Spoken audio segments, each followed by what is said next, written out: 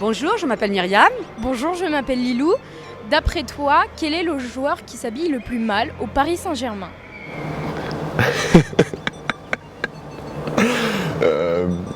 Le joueur qui s'habille... Non, je peux dire ceux qui s'habillent le mieux. Je pense que en matière de classe, Luca et Luc sont pas mal.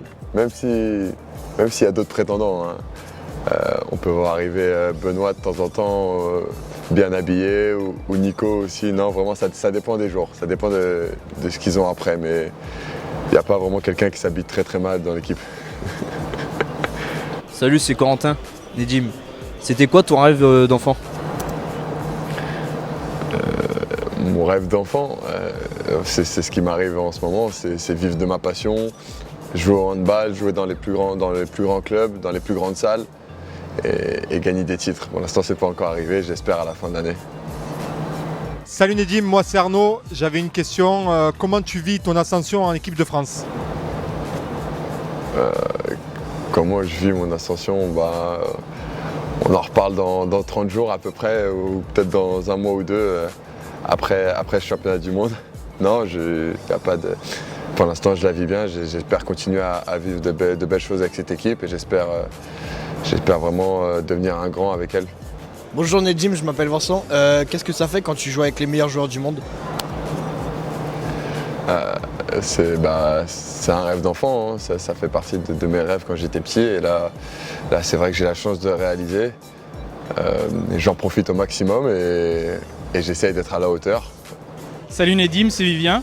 Je voulais te poser une question, savoir est-ce que tu ressens pas trop de pression par rapport à la concurrence avec Xavier Baraché et Lukas Stepancic?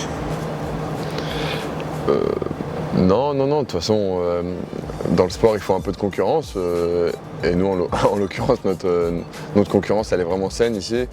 On se pousse les uns les autres à donner le meilleur de nous-mêmes et c'est ce qui fait que je pense que sur le poste d'arrière droit, voilà, quoi qu'il arrive, peu importe les rotations, il y aura toujours quelqu'un d'un très bon niveau. Bonjour Nedim, je m'appelle Lucas, j'ai une question à te poser.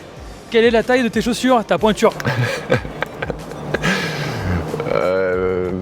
Je fais partie des grands pieds, je pense, je fais du 48. Donc c'est pas facile de trouver des chaussures. De handball ça va, mais des chaussures de ville c'est un peu plus compliqué. Quoi qu'à Paris, il y a assez de magasins pour ça. Bonjour Nedim, c'est Mika. Quel est ton premier souvenir de handball? Mon premier souvenir de handball. J'en ai pas un en particulier, je pense que toutes mes années jeunes à Créteil font partie de mes premiers souvenirs. C'est vraiment des bons moments que j'ai vécu là-bas, avec les déplacements entre jeunes, entre personnes de la même génération. Et puis j'ai gagné quelques titres quand même, titres département, de titres intercomité et interligue. Donc c'est vraiment ces souvenirs-là de toute ma jeunesse qui me font plaisir. Alors Denis, Lucas et Mathéo. Alors, quel a été ton plus beau but dans toute ta carrière de joueur handballeur professionnel? Voilà. Mon plus beau but? Non, je pense pas que j'en ai un en particulier. Le plus important, c'est de les mettre au fond, hein, que ce soit un tir à rebond, une roucoulette ou un chabala ou même un tir tout simple, sans gardien. Le plus important, c'est de mettre des buts et d'avoir la victoire au final. Nedim, alors c'est Sylvain. Voilà, j'avais une question à te poser.